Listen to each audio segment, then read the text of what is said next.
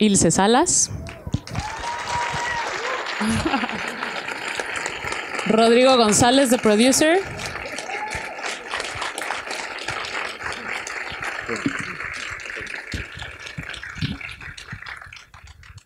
So while we're getting acquainted with microphones, I wanted to start with just kind of asking where the idea of the film came from, and just originally how the project came together. This project was brought to me by Rodrigo, so I would like him to tell the story. Hello. Actually, it was an accident. I met the writer of the original books, and I am her son friend, but I didn't knew, and this friend told me, please take serious my mother. She has good books in Mexico. She's well known, and actually just because she's my friend, I attend the meeting. And when I saw this woman, I figured out who was she, and I was impressed. And she had wrote 42 books about the Mexican society in Mexico, bestsellers in the 80s and the 90s. And I was quite surprised that there was not a movie or a video about it. And we started the project to figure out to write a script, and of course to find the correct woman to direct this story, and also the correct woman to be Sofia. And it was not hard to find those girls, and then Ale did it right, and also Ilse. So on that note, I kind of want to ask about your collaboration and how you guys work together. The performance is so striking, and the direction is also so striking and so precise that I'm wondering how micromanaged the performance is through the direction versus not. Okay. Well, Ilse was pregnant when we were preparing for the film. Now I'm pregnant, as you can see. So we're a very fertile team. Production, yeah. We were working, so we had lots of months to sit and read the script and just comment about it. And I think we went into every word and tried to figure out who Sofia was, because I think we both had issues with Sofia at the beginning of the project. I was afraid because I didn't want to just point fingers on her and laugh at her. It was important to me to make to be able to accompany this character and judge her at the same time. So I think this was an issue for me since the script. And then, of course, in the work with Ilse, and maybe you can tell them more. Well, we tried to understand what happened inside Sofia. I mean, this emptiness, and not just judging her because she's quite stupid and just a dummy rich woman, but she's a woman with nothing but status and money, and that's a painful trip to get in. So we try to find out inside this character, and in the journey we find out our own insecurities, our own classism, which was very painful as well, because Mexico is a very classism country. No, classism, no. Well, classist. Classist, yeah. Right, thank you. And so it's hard to face that, this particular people, society, I don't know, sorry. And the trip was very beautiful as well, painful and beautiful. And we find out that we are sometimes still that woman without a voice, just living beside men's careers and wishes, and we were kind of upset and in love at the same time with this trip. Yeah, I wanted to ask, you know, there's been a lot of discussion internally with some people externally about the breaking of the fourth wall. And I know we talked about it a little bit yesterday, but I wanted to ask what kind of your take was on it and on that choice. And also when that choice came in, was it in the script stage? Was it in the direction stage? It wasn't on the script like a literal thing. I think I always thought of Sofia as someone who was conscious of the gaze she had upon her. And I think I got into this idea very intuitively. I didn't really thought deeply into it till later. I think, these things can be analyzed afterwards many times. But I had I wanted to make a Sofia that's always conscious about having a gaze upon her. And of course, the moments it happens are important moments in the film. So yes, I think to me it was important as well to make the spectator as accomplice. Is that okay? and to sort of try to look for this thing that Sofia has in oneself while you're watching the film, because I'm very concerned about people pointing fingers at classism and not feeling a part of the problem. Mm-hmm. I think it's a very binary problem in the world. Either you are the oppressor or the oppressed. It's rare that you're not in the equation. So you're not just a good person or a bad person, that there are situations and times, and I think we should at least think of that. And the look of Sofia made me feel that about myself. Sure. I'm going to open it up to the audience. Does anybody have any questions? Right here. Thanks so much. It was pleasant to watch you despite the dramatic side of it. I wonder about if you could share about your decisions for using the sound at some scenes, like the flamenco-like beat, music, things like that. So the question was about the sound design and particularly the music, but all over.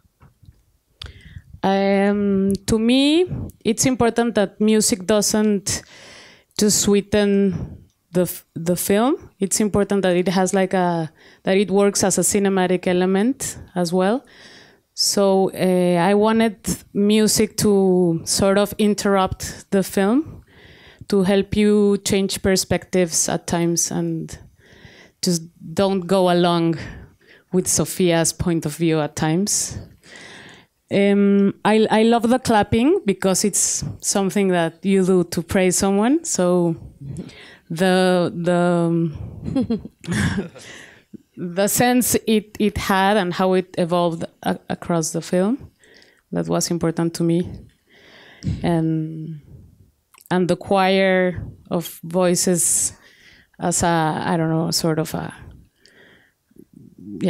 Greek choir that was commenting on at some points of the film.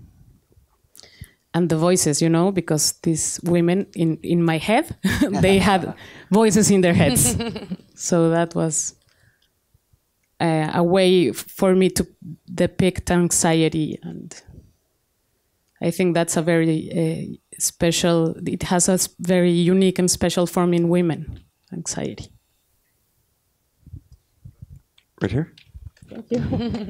Curious, in the books that followed, did it pick up Sofia again later on, or Sophie in her style like at that point? So the question was, did the later books pick up Sofia again, or was that the end of her style of life? Well, actually, the books there never end because she is still writing if these girls are in the same age and have the same problems, and it's like her alter ego for the writer, the characters. So she is involving in other stories. Actually, right now she's writing the good grandmas, and is everything about the Mexican society. But she's a journalist, and she write all the time to the newspapers as with these characters. So it's more like, it's not a story, it's not a novel. It's just like some Chronic. A compilation of Yes. chronicles and it started back then in the 80s. And Guadalupe, who's the writer, she was herself a good girl, and she kind of betrayed her clan by coming out and saying all these things about how they were dealing with the crisis back then. So she's been very useful at demythologizing the elite and the powerful. And that was the challenge, to choose what characters and what environments put in the script, because we have a lot of material. So we did a lot of research, and then Alejandra did the script. But it was tough to choose what to tell and what to have. No? Very successful. Thank you. thank you. Done here? I found the film fascinating and hilarious at the same time. Those new performances were fantastic.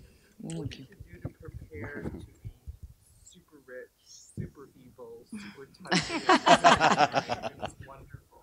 So the question was, what did you do to prepare to be super rich, super evil, and super touching all at the same time? Sadly, I don't have the money Sofia had.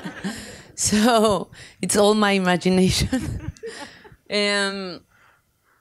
For me, it was very important not to make a comedy from this, because we have many comedies in Mexico about classism, and it's something I don't laugh about.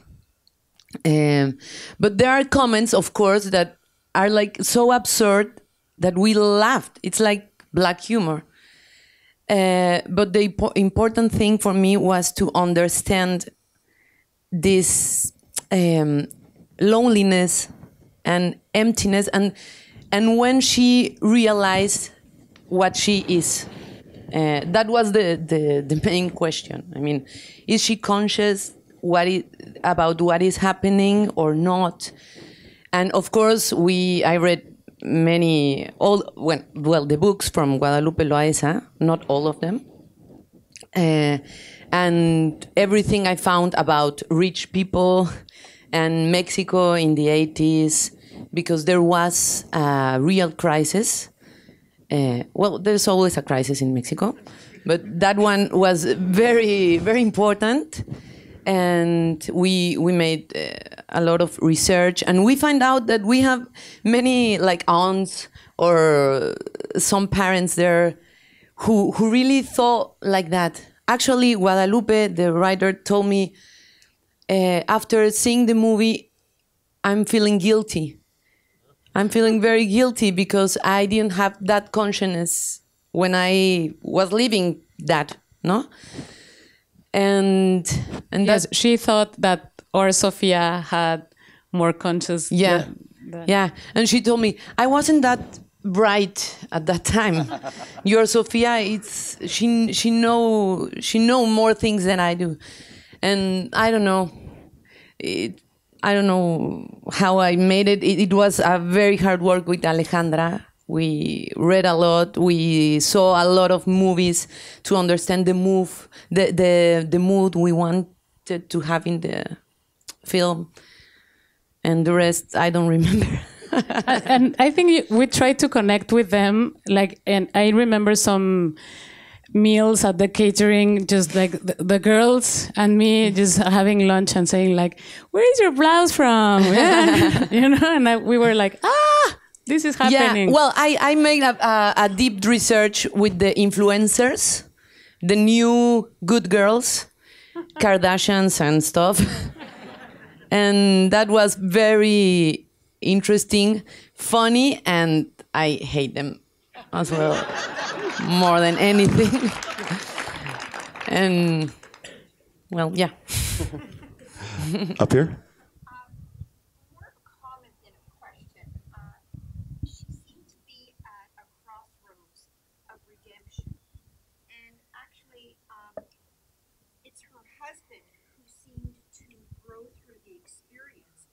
the end, she did the dog thing. So it showed it like she slipped into this amnesia once again. It's curious that you chose that route for her. I thought that redemption was available, and why was it not there? So the question was, why did she not go the route of redemption by the end of the film? I think that coming from Mexico, a country that suffers for deep social inequality, to redeem this character was not an option. We don't want Sofias.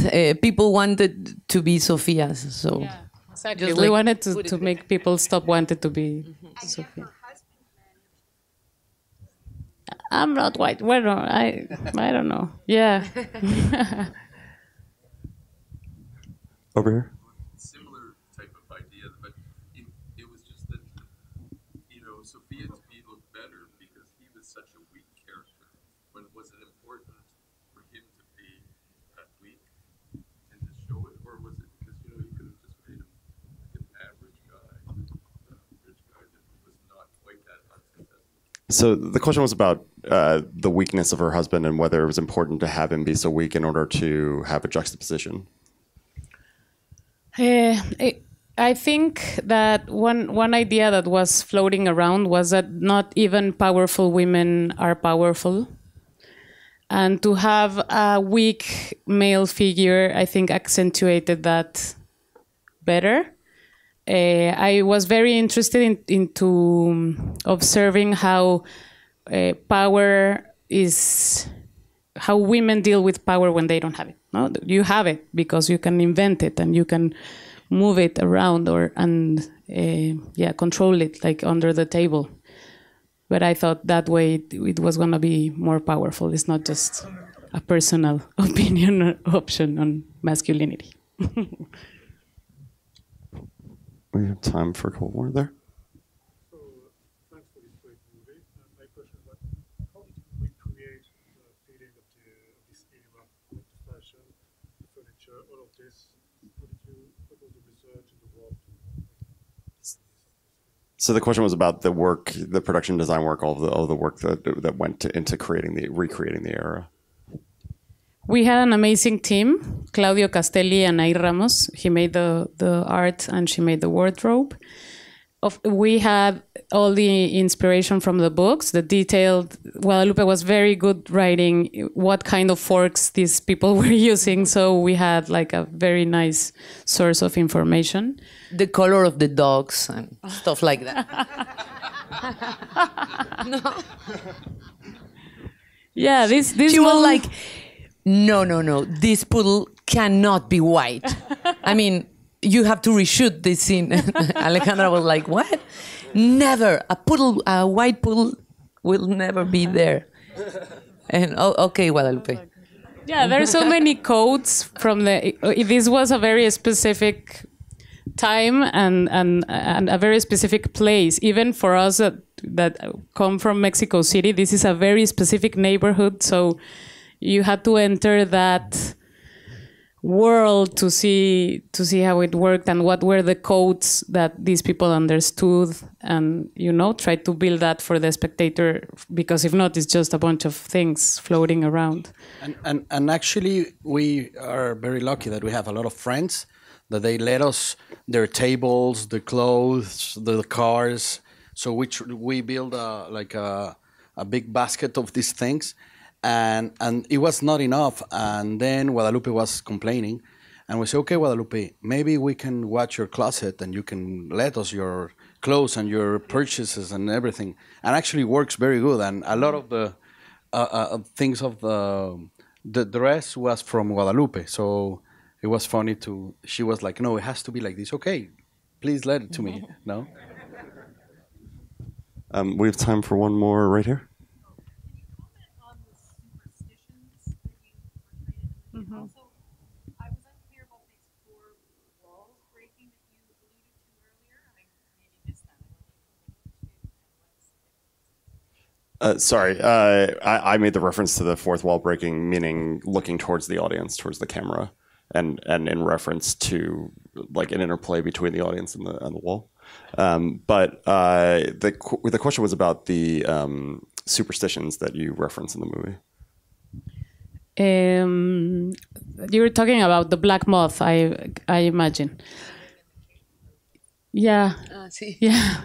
It's, I don't know, I think it's something that collaborates to this feeling of uncertainty in Sofia, that I think she's a character that functions through intuition, and she's not, her ignorance makes her do this. That's how her ignorance works, but you soon discover that she's not dumb. I mean, she just didn't have to do things before, and now that she has, she sort of acts through intuition. And I think this planted like an ominous sort of ambience that helped talk about this. And I think it's very Mexican. It's a very Mexican thing. We have those superstitions, and we put the ring in the candle in our birthdays and make wishes. You make a wish. I mean, it's typical Mexican. Well, I want to thank you all so much for coming and bringing the film to us. Thank you. Thank you. Thank you.